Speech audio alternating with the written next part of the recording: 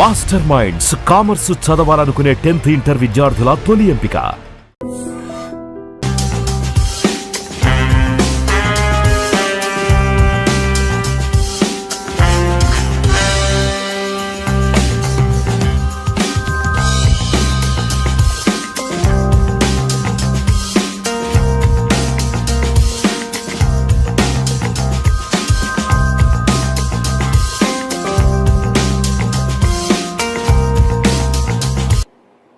మన దేశంలో క్రికెట్కు ఉన్న క్రేజ్ అంతా ఇంత కాదు. కోట్లాది మంది చిన్నారులు క్రికెట్ ఆడుతూ ఉంటారు. అయితే వారిలో కొందరు మాత్రమే ఒక స్థాయికి ఆడుతూ ఉంటారు. అందులోనూ జాతీయ జట్టుకు ఆడాలని చెప్పి ప్రతి ఒక్కరూ ఎన్నో కలలు కంటూ ఉంటారు. ఎంత ప్రతిభ ఉన్నా కానీ ఎంతో కొంత అదృష్టం కూడా కలిసి రావాలి. అలాంటప్పుడు మాత్రమే టీమిండియా సీనియర్ జట్టులో చోటు దక్కించుకోగలం. సో తాజాగా హైదరాబాద్ నుంచి తిలక్ వర్మ భారత T20 జట్టులో చోటు దక్కించుకున్నాడు. అసలు తిలక్ వర్మ కృషి అంటే క్రికెటర్గా జాతీయ జట్టులో స్థానం సంపాదించే వరకు ఎటువంటి కృషి చేశాడు, దాని వెనక ఎటువంటి శ్రమ ఉంది, ఇలాంటి విషయాలన్నీ తెలుసుకుందాం. ప్రస్తుతం మనతో తిలక్ వర్మ వాళ్ళ నాన్న నాగరాజు ఉన్నారు. ఆయన అడిగి మరిన్ని విషయాలు తెలుసుకుందాం. Sir, first of all congratulation sir, మీ అబ్బాయి టీమిండియాకి సెలెక్ట్ అయ్యాడు. అది అతి చిన్న వయసులోనే. ఎలా ఫీల్ అవుతున్నారు, ఎలా సెలబ్రేట్ చేసుకుంటున్నారు? మాకు ఫస్ట్ ఇంకా సెలబ్రేట్ అంటే 11 ఇయర్స్ నుంచి వచ్చాడు కదా, రాగానే ఇమీడియట్లీ ఫస్ట్ కాల్ రాగానే 8:15కి ఫస్ట్ కాల్ చేశాడు. కాల్ చేయగానే ఇంకా మాకు ఈ చిన్నతనంలోనే వచ్చింది, ఈ ఏజ్లో వచ్చింది అనగానే మాకు ఇంకా గూస్ బాంబ్స్ ప్లస్ కళ్ళంట నీళ్ళు అంతా ఇట్లా వచ్చేసాయి అనమాట. ఇక కొంచెంసేపు ఒక 2-3 మినిట్స్ అయోమయం అయిపోయాం. ఇంకా అట్లా అని చెప్పేసి ఇంకా మా మిస్సెస్తో ఇట్లా కాల్ చేశాడు ఇది అది అని. ఇంకా తర్వాత సరే మనకు కొన్ని యూట్యూబ్లో ఇందులో ఫేక్స్ కూడా వస్తాయి కదా, అదేమో అనుకోని డౌట్ వచ్చేసి టీవీ చూడంగానే స్క్రోలింగ్ కింద వచ్చాగానే ఫుల్ హ్యాపీ ఇంకా రిలేషన్స్ కానీ ఫ్రెండ్స్ కానీ ఇట్లా వచ్చాడని వాళ్ళు ఫోన్లు చేస్తాము, టీవీ చూస్తాము, ఫోన్ చేస్తాము, చాలా హ్యాపీగా ఉంది. ఇంకా అంతకంతా మనకు పిల్లలు ఇండియా జెర్సీ వేసుకుంటారంటే నాటే జోక్. బాగానే అప్పటికి ఇంకా మాకు సంతోషం, నిద్రలో కూడా అంత సంతోషంగా ఉంది నిద్రపోయినా సరే. ఇంకా అంతకంటే ఇంకేం చెప్తాం మరి, పిల్లల గురించి అంత లెవెల్కి వెళ్ళారంటే.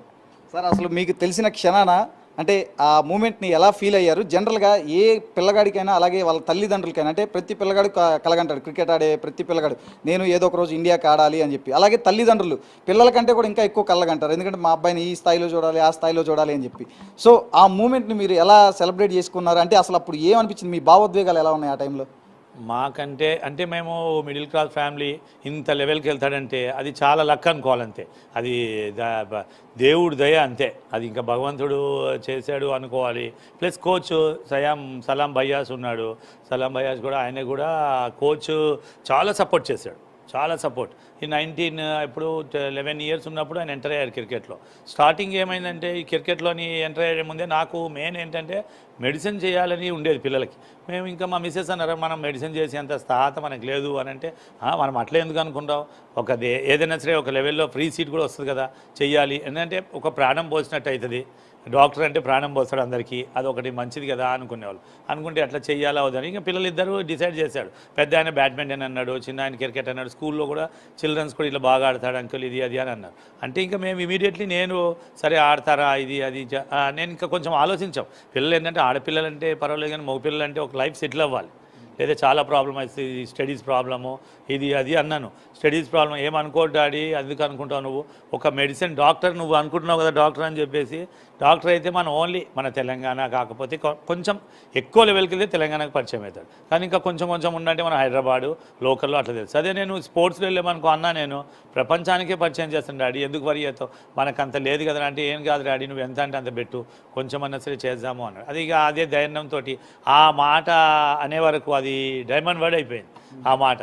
నేను ప్రపంచానికే పరిచయం చేస్తాను అనగానే ఇంకా సరే అని ఫిక్స్ అయ్యి ఇంకా పర్వాలేదులే అని చెప్పి అప్పటి నుంచి ఇంకా ఓవర్ టైంలు చేసి ఇవి చేసి అవి చేసి కొంచెం లెవెల్ వచ్చింది. లెవెల్ కొంచెం వచ్చాడు. తర్వాత అండర్ 14 క్యాప్టెన్ అయ్యాడు చెన్నైలో. ఇంకా కోచ్ కూడా అరే బాగా ఆడుతున్నాడు అని చెప్పేసి ఆయన కూడా బాగా ఎంకరేజ్ చేసి లంచ్ టైంలో కానీ తెప్పియడము, ఆయనకి బ్యాట్స్ ఏమైనా కొనియడము అంతా చేసేవాడు. బాగా 99% బాగా హెల్ప్ చేశాడు కోచ్. చేయడం వల్ల ఇంకా కొంచెం ఆ తర్వాత ఇమీడియట్గా అండర్ 16 ఆడాడు, అండర్ 14 క్యాప్టెన్ అయ్యాడు. తర్వాత ఇంకా కొంచెం స్టెప్ బై స్టెప్ వెళ్తే మాకు కూడా కొంచెం ధైర్యం వచ్చేసింది. ధైర్యం వచ్చి సరే 19 ఇండియా అండర్ 19 ఆడాడు వరల్డ్ కప్. ఏషియా కప్ ఆడాడు. ఆడంతే ఏషియా కప్ గెలిచాడు. Under-19 runners. సరే ఇంకా అది వచ్చాడు కదా అని ఇంకా మాకు ఇంకా చాలా హ్యాపీ, చాలా హ్యాపీగా, చాలా సంతోషమైంది. అట్లా మెల్లగా ఇంకా తర్వాత ఒక 1 ఇయర్ 1.5 ఇయర్ తర్వాత ఐపీఎల్ వస్తే ఇంకా సంతోషం. ఐపీఎల్ వచ్చింది. అప్పుడు ఐపీఎల్ కొంచెం వచ్చాయి కానీ మాకు అమౌంట్ విషయంలో కొంచెం ధైర్యం వచ్చింది. ఫైనాన్స్ విషయంలో కొంచెం అమౌంట్ వచ్చింది కదా అని చెప్పి ధైర్యం. అప్పటికే మాకు కొంచెం ఈ ఫైనాన్స్ విషయంలో ఇటు అటు ఒడిదుడుకులు అవి ఉన్నాయి. ఇక వచ్చింది అంటూ కొంచెం చేసాము, అది చేసాం. నెక్స్ట్ మళ్ళీ ఆ ఐపీఎల్ అయిన తర్వాత ఐపీఎల్ఏ పెద్ద గోల్ అనుకున్నాం. పెద్ద గోల్ ఈ ఇండియా జెర్సీ సరే అనుకున్నాం. కానీ ఇమీడియట్గా ఇండియా జెర్సీ వేసుకుంటున్నాడు అంటే, వెస్టిండీస్లో సెలెక్ట్ అంటే ఇంకా అంతకంటే సంతోషం ఏముంటుంది. మన పిల్లలు కొంచెం ఒక లెవెల్కి వచ్చారంటేనే సంతోషం. ఇప్పుడు ఇంత సంతోషం పట్టలేక ఇప్పటికీ ఆనందమే.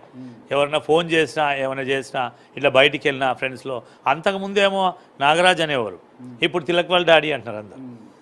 సార్ జనరల్గా క్రికెట్ పరంగా చూసుకుంటే స్టేట్ లెవెల్లో కానీ, డిస్టిక్ లెవెల్లో కానీ, అలాగే రంజీ స్థాయి లెవెల్లో కానీ ఇండియా మొత్తంగా చూసుకుంటే దాదాపు లక్షల మంది క్రికెట్ ఆడుతూ ఉంటారు. ప్రతి ఒక్కరు ఇండియాకి ఆడాలని కోరుకుంటూ ఉంటారు. జనరల్గా మీ అబ్బాయి సామర్థ్యం మీద మీకు ఎటువంటి నమ్మకం ఉండేది?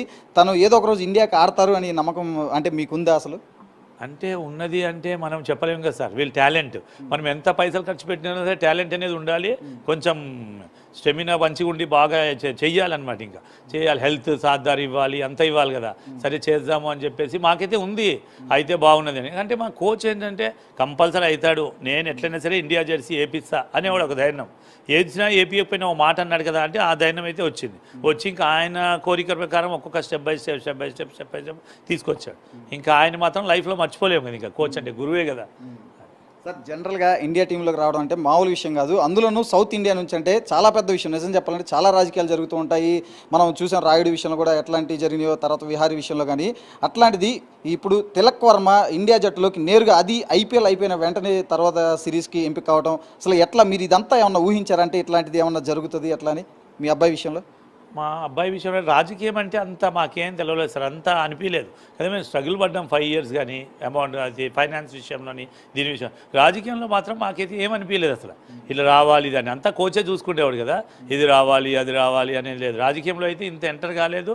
వాళ్ళు కూడా పొలిటికల్ లెవెల్లో కూడా ఏం తీసుకురాలేదు అసలు, ఇది అది అని ఏమనలేదు. పొలిటికల్ అయితే ప్రెజర్ ఏం రాలేదు మాకు, ఇది చెయ్యాలి రికమెండేషన్లు అని అవి ఏమీ లేవు. డైరెక్ట్ అయితే ఈ టాలెంట్ బట్టే వచ్చాడు. ఇంకా ప్రతి దాంట్లోని ఇప్పుడు 12 అని చేశాడు. ఫస్ట్ 12లో చేసినప్పుడు స్టార్టింగ్లో 12 ఏజ్ ఉన్నప్పుడు 105 ఎంతో చేశాడు, జూనియర్ కదా.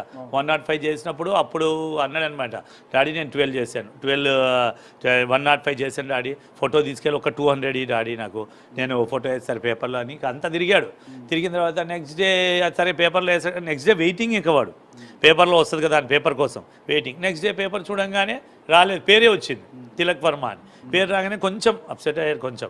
అయితే నేను అన్నా అది కాదురా, ఓటమి గెలుపులు మామూలే, కాకపోతే వేయలేదేమో, నెక్స్ట్ టైం నువ్వు ట్రై చేయి, ఇది దీని వల్ల నువ్వు ఇంకా ట్రై చేయాలన్న, నీకు ఉంది కదా మళ్ళీ అన్న. సరే అని చెప్పి అట్లా ధైర్యం ఇచ్చాం. ధైర్యం ఇస్తే సరే అని నెక్స్ట్ టైం అయిన తర్వాత ఇమీడియట్లీ అండర్-14 క్యాప్టెన్ అయ్యాడు. ఇవాళ క్యాప్టెన్ అయినా కూడా కొంచెం ఈ ప్రెజర్ ఉంటుంది కదా చెన్నైలో, అది కూడా ఒక్కడే వెళ్ళేవాడు. మేము వెళ్ళేవాళ్ళం కాదు, ఈవెన్ ఎయిర్పోర్ట్కి కూడా వాడే వెళ్ళేవాడు, కార్లో వెళ్ళేవారు, వచ్చేవాళ్ళు, క్యాబ్ మాట్లాడుకునేవారు. కానీ చాలా ధైర్యంగా వెళ్ళాడు. ఆ తర్వాత ఇంకా కొంచెం లెవెల్ వచ్చేసాక మనకి ఇప్పుడు పేపర్లో కాదు కదా, ఇంకా టీవీలో వస్తాము, ఇది వస్తాము, ఏవో ఇక వాళ్ళకి ఇక వాళ్ళ లైఫ్ సెటిల్ అయినట్టే అనుకున్నాను. సార్ ముఖ్యంగా చెప్పండి అంటే ఈ మధ్యకాలంలో ఐపీఎల్ ప్రామాణికంగానే భారత జట్టులకు ముఖ్యంగా T20లోకి కానీ వన్డేలోకి కానీ తీసుకుంటున్నారు. ఇప్పుడు రీసెంట్గా చూసుకుంటే ఐపీఎల్ 2023లో కూడా తిలక్ వర్మ ముంబై తరఫున ఒక టాప్ స్కోరర్లో ఒకటిగా ఉన్నాడు, 300 పైగా రన్స్ చేశారు. సో ఇప్పుడు ఈ ఐపీఎల్ అనేది తన ఇండియా టీంలోకి రావడానికి దోహదం చేసింది అనుకోవచ్చా? లేదు అంటే ఒకవేళ ఈ స్టేట్ లెవెల్, రంజీ లెవెల్ ఇవే అనుకుంటారా? కానీ ఐపీఎల్ చాలా హెల్ప్ చేసింది ఫైనాన్స్ పరంగా ఏంటి, దేని విషయంలో ఏంటంగా. ఇప్పుడు రంజీ ట్రోఫీ ఆడాడు, అన్నీ ఇదే రంజీ ట్రోఫీ ఆడాడు, ఇప్పుడు జోనల్స్ ఆడుతున్నాడు, సౌత్ జోనల్స్, ఇందులో కూడా ఫైనల్స్కి వచ్చారు, ఆడుతున్నాడు. ఐపీఎల్ మాత్రం చాలా హెల్ప్ చేసింది, ఎందుకంటే మాకు ఫైనాన్షియల్గా సపోర్టింగ్ బాగుంది కదా. అప్పటికే కొంచెం ఇది అది ఉండేది, బర్డెన్స్ ఇది ఉండే కదా. ఫస్ట్ ఐపీఎల్ బాగా సపోర్ట్ చేసింది. ఇప్పుడు నెక్స్ట్ ఐపీఎల్ ఉంది కదా, నెక్స్ట్ ఐపీఎల్ది అమౌంట్ అంతా ఒకటి మేము ప్రోగ్రామ్ పెట్టుకున్నాము. అంటే ఈ స్టేడియంలో అంటే మాకు కొంచెం భక్తి ఎక్కువ ప్రోగ్రామ్ పెట్టుకున్నాము. ఆ స్టేడియంలోని BHS స్టేడియంలోని ఒక కళ్యాణం, శివపార్ల కళ్యాణం చేయాలి అని. దానికి ఇప్పుడు వచ్చిన అమౌంట్ అంతా 1 crore అయినా పర్లేదు కానీ పెట్టుకుందామని నవంబర్లో డిసైడ్ అయ్యాం. అంటే ఇంకెక్కడ పబ్లిసిటీ చేయలేదు, చెయ్యాలి అని శివపార్ల కళ్యాణము ప్లస్ రుద్రాభిషేకం చేయాలని డిసైడ్ అయ్యాం. సార్ ఈ ఐపీఎల్లో మీ అబ్బాయి కొన్ని అద్భుతమైన నాక్స్ ఆడాడు. ముఖ్యంగా చెప్పాలంటే బెంగళూరు మీద కూడా కీలకమైన వికెట్లు అన్నీ పడిపోయిన టైంలో కూడా తను ఒక్కడే దాదాపు 40 బంతుల్లో 90 runs దాకా కూడా చేశాడు. అంటే ఏం చెప్తారంటే తన సామర్థ్యం మీద కానీ తన బ్యాటింగ్ దీని మీద కానీ అంటే ఎంత ఒత్తిడిలో కూడా అంటే ఆయన 4th డౌన్ 5th డౌన్ వస్తున్నాడు, ఫస్ట్ నుంచి 2nd డౌన్ వచ్చినా ఆడుతున్నాడు ఈక్వల్ టు. అంటే అందరు అనేవారు యువరాజ్ సింగ్ అని అది అని. ఆయన టాలెంట్ ఇప్పుడు ఆయన చూపించుకుంటున్నాడు. మాకు కూడా ఉంటుంది కదా కొంచెము ఆడితే బాగుంటుంది అని, మనకి ఉంటుంది ఆడితే బాగుంటుంది అని ఆడు అనేవాళ్ళం. మాకు అంతా క్రికెట్ మీద దాని మీద స్పోర్ట్స్ మీద వారికి ఇట్లా సలహాలు ఇచ్చేవాళ్ళం కాదు. ఇట్లా ఆడాలి అట్లా ఆడాలి మనకి తెలియదు కదా, నీ టాలెంట్ నువ్వు చూపి, కోచ్ చెప్పినట్టు నువ్వు ఎట్లా ఆడాలి అట్లా ఆడాలి అన్నాం అనేవాళ్ళం. ఇంకా దానివల్ల ఇంకా ఫస్ట్ బెంగళూరులో ఆడినప్పుడు ఇంక అందరూ టాప్ ఆర్డర్స్ కూడా కొంచెం డౌన్ అయిపోయాడు. వీడు వచ్చాడు 84 85 చేశాడు, సంథింగ్ 84 85 చేశాడు, 89 దాకా చేశాడు. ఇంకా మనం ఇంకా సంతోషం ఆపలేకపోయాం. తర్వాత నెక్స్ట్ కూడా ఇట్లా మెల్లమెల్లగా అంటే టాప్ ఆర్డర్స్ ఏంటి జూనియర్స్ ఏంటి ఎవరన్నా అయితేనే ఉంటుందో వస్తూనే ఉంటుంది, ఒకసారి ఆడతారు ఒకసారి. వీళ్ళు లక్ ఏంటంటే మంచిగా ఆడాడు, అప్పుడంటే పిచ్ బాగుందో సహకరించాడో బాగా ఆడాడు, అది సంతోషం.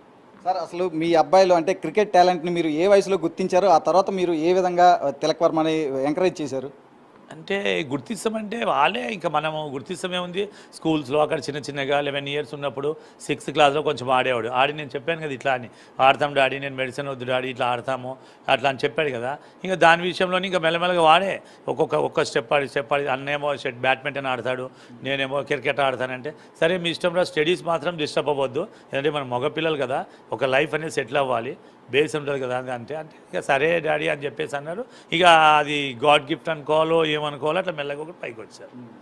సార్ ఇప్పుడు మరి తిలక్ వర్మ కంటే ఇప్పుడు ఈ పొజిషన్లో చూశారు అంటే ఇంకా రేపు ఎటువంటి పొజిషన్లో మీరు తిలక్ వర్మను చూడాలనుకుంటున్నారు ఏంటి అసలు అల్టిమేట్ అంటే తల్లిదండ్రులుగా మీరు ఏం కోరుకుంటున్నారు తిలక్ వర్మ నుంచి? ఇంకా కోరుకునేది సార్ ఫైనల్ స్టెప్ అంటే ఇంకా టెస్ట్ మ్యాచ్ 1 డే ఆడాలి. ఇప్పుడైతే వచ్చాడు, ఫస్ట్ జెర్సీ వేసుకుంటున్నాడు, 2020 ఫస్ట్ జెర్సీ వేసుకున్నాడు. ఇంకా అది ఫస్ట్ టైం మేము చూస్తున్నామంటే మాకు కూడా ఇక కళ్ళంటే నీళ్ళు వచ్చేస్తాయి, ఆనంద బాష్పాలే. ఫస్ట్ న్యూస్ రాగానే మాకు అట్లా వచ్చింది. ఇంకా దానివల్ల ఇక 2 ఉన్నది కదా, ఇంకా గోల్ ఇంకేముంటుంది. కాకపోతే లాస్ట్ ఫైనల్ ఏంటంటే ఆయనది ఏంటంటే వరల్డ్ కప్ తేవాలి, నేను ఆడాలి, నా పీరియడ్లో వరల్డ్ కప్ రావాలి నేను ప్లేయర్గా ఉన్నప్పుడు అని అది ఫస్ట్ నుంచి అట్లా మనసులో పెట్టేసుకున్నాడు. కాబట్టి ఇప్పటి వరకు స్టెప్ బై స్టెప్ అన్నీ వచ్చాడు కదా. ఇప్పుడు IPL అయిపోయింది, Under-19 world cup, Asia cup ఆడాడు, లైన్గా వచ్చాడు. ఇప్పుడు మళ్ళీ ఇది జరిగింది. నెక్స్ట్ ఇంకా దేవుడి దయ వలన అది కూడా వరల్డ్ కప్ కూడా ఆయన నెరవేరితే ఇంకా అంతకంటే ఇంకా హ్యాపీ లేదు మాకు. సార్ తిలక్ వర్మని చూస్తే చాలా హై లెవెల్ కాన్ఫిడెన్స్లో కనిపిస్తూ ఉంటాడు, ఎందుకంటే మనం IPLలో చూసాము, దానికి తగ్గట్లు వండర్ఫుల్ నాక్స్ ఆడారు కూడా. అసలు ఏంటి అంత కాన్ఫిడెన్స్ లెవెల్స్ ఏంటి తనకు అంత ధైర్యం కానీ? ఎందుకంటే చూసాం IPLలో వరల్డ్ క్లాస్ బౌలర్లనే చితక్ కొట్టిన పరిస్థితి ఉంది మనం చూసాం. ఇంకా అంటే ఆయన టాలెంట్ మరి ప్రతి బాలు కొడుతుంటాడు కదా, ప్రతి బాలు డిఫెన్స్ ఆడకుండా 2020 మొన్న ఇందులో కూడా జోనల్స్లో కూడా దులీప్ ట్రోఫీలో కూడా అట్లనే ఆడాడు, 2020 ఆడినట్టే ఆడుతున్నాడు. సరే ఇక వాళ్ళ టాలెంట్ వాళ్ళు మనం ఆపొద్దు కదా, వాళ్ళ టాలెంట్. యువరాజ్ ఉన్నాడు, ఒకప్పుడు యువరాజ్ కూడా కదా ఒక్క ఓవర్లోనే 6 6లు కొట్టాడు అట్లా ముంబైలో ఆడినప్పుడు. అట్లా ఈయనకు కూడా ఇంకేంటంటే ఏ బాల్ అన్నా కొట్టాలి అని, ఇంకా లక్ అంతే, ఇంకా ఏ బాల్లో అన్నా కొట్టాలని చెప్పేసి. అశ్విన్ బౌలింగ్లో కొడుతున్నాడు, చహాల్ బౌలింగ్లో, అందరు హర్షదీప్ బౌలింగ్లో, అందరిలో ఏవాడు ఇంకా లక్ అనుకోవాలి, అంతే గాడ్ గిఫ్ట్ కొడుతున్నాడు. కానీ కొంచెం అలసట లేకుండా ఆడుతున్నాడు సీనియర్ ప్లేయర్ లాగా. అందరు అనడం కూడా అదే అంటున్నారు, టీవీ న్యూస్ ఏంటి పేపర్స్ ఏంటి, సీనియర్ ప్లేయర్ లాగా ఆడుతున్నాడు. ఇంకా వాళ్ళకి ఏమైనా టాలెంట్ అట్లా ఉంది. ఒకప్పుడు టెండూల్కర్ కూడా అంతే కదా ఆడాడు, అట్లనే అనుకోవచ్చు మరి. సార్ ఇప్పుడు మీరు అన్నట్లు కూడా ఇప్పటికీ ప్రపంచం కూడా ముఖ్యంగా మన ఇండియాలో కూడా చాలామంది కీర్తిస్తున్నారు భావి యువరాజ్ సింగ్ అని చెప్పి. ఎలా ఫీల్ అవుతున్నారు అంటే మిడిల్ ఆర్డర్లో యువరాజ్ తరహా ఆట తీరుని కనబరుస్తున్నాడు తిలక్ వర్మ అని? అంటే ఈయన అస్సలు ఫ్యాన్ అంటే ఫస్ట్ నుంచి సురేష్ రైనా. ఆయన left hand batsman, right hand bowling, ఆయన్నే ఇంప్రెషన్ తీసుకునేవాడు. చిన్నగా ఉన్నప్పుడు కూడా చెన్నైలో Under-14 ఆడినప్పుడు కూడా ఫస్ట్ ఆయనతో ఫోటో తీసుకొని ఆ ప్రొఫైల్ పిక్ ఏంటి, స్క్రీన్ సేవర్ అంటే అదే పెట్టుకునేవాడు. ఇప్పటికి కూడా సురేష్ రైనా అంటే చాలా. కాకపోతే అందరూ అనడం ఏంటంటే ఈ టీవీ న్యూస్ వాళ్ళు అందరూ ఫ్రెండ్ సర్కిల్లో యువరాజ్ లాగా ఆడుతున్నాడు అంటున్నారు. కరెక్టే, ఎవరి టాలెంట్ వాళ్ళది కదా, మనం ఒకరి మీద ఇంప్రెషన్ తీసుకోవద్దు కదా, ఎవరి టాలెంట్ వాళ్ళది. ఇప్పుడు యువరాజ్తో ఆడుతున్నాడు అంటే సరే యువరాజ్ లాగానే ఆడాలని అనుకుంటాం అంతే, దాని తప్ప ఏముంటుంది. సార్ చివరిగా చెప్పండి, అంటే ఈ న్యూస్ అంటే తను ఇండియా టీంలోకి సెలెక్ట్ అయ్యానని మీకు చెప్పే ముందే తనకు తెలుసు కదా ఎలాగూ, అంటే తను ఎలా రియాక్ట్ అయ్యాడు, అంటే తను ఎలా ఫీల్ అయ్యాడు అంటే ఈ హ్యాపీనెస్ని? హ్యాపీనెస్ అంటే ఆయనకన్నా మాకు హ్యాపీ ఎక్కువ. ఎందుకంటే చిల్డ్రన్స్ ఇంత పెద్దగా అయ్యారంటే ఒక న్యూస్ ఇట్లా వచ్చిందంటే మనం ఆయన సంతోషము ఇంట్లో వచ్చిన తర్వాత ఈ న్యూస్ వచ్చింది కదా వాట్సాప్ కాల్ చేశాడు. ఆయన సంతోషం చూస్తే అది ₹1,00,00,000 10 కోట్లు ఇచ్చిన సరే అది కొనలేం. మన చిల్డ్రన్స్ మన ఆ లెవెల్కి వెళ్తే ఎంత పైసా సంపాదించినా ఎంత సంపాదించినా అంటే ప్రపంచంకంతా పరిచయం చేశాడు కదా, ఇంకా అంతకంటే సంతోషం ఏముంది. మేము ఆయన చూస్తేనే మాకే హ్యాపీనెస్ అనిపించింది వాట్సాప్ కాల్ చేస్తే. Thank you sir. ఇది తిలక్ వర్మ తండ్రి చెప్తుంది అయితే కొడుకుని కన్నప్పుడు కాదు, ఆ కొడుకు ఒక ఉన్నత స్థాయికి వెళ్ళినప్పుడు ఆ తండ్రికి ఉండే పుత్రోత్సాహాన్ని మనం ఒకసారి ఇప్పుడు కల్లారా నాగరాజు గారి కళ్ళల్లో కూడా ప్రత్యక్షంగా చూసాము. తన కొడుకు రాబోయే రోజుల్లో టీమిండియాకి వన్డే జట్టుకి అలాగే టెస్ట్ జట్టుకు కూడా ప్రాతినిధ్యం వహించాలని చెప్పి కూడా ఆయన కోరుకుంటున్నారు. మనందరం కూడా కోరుకుందాం ఒక తెలుగు క్రికెటర్ ఖచ్చితంగా అంబటి రాయుడు తర్వాత మరో తెలుగు క్రికెటర్ జాతీయ స్థాయిలో అంతర్జాతీయ స్థాయిలో ఉన్నతంగా రాణించాలి. ఈ స్థిరంగా భారతీయ జాతీయ జట్టులో ఒక సుస్థిరమైన స్థానం అలాగే పొందాలి అని చెప్పి కూడా మనస్ఫూర్తిగా మనం కూడా కోరుకుందాం.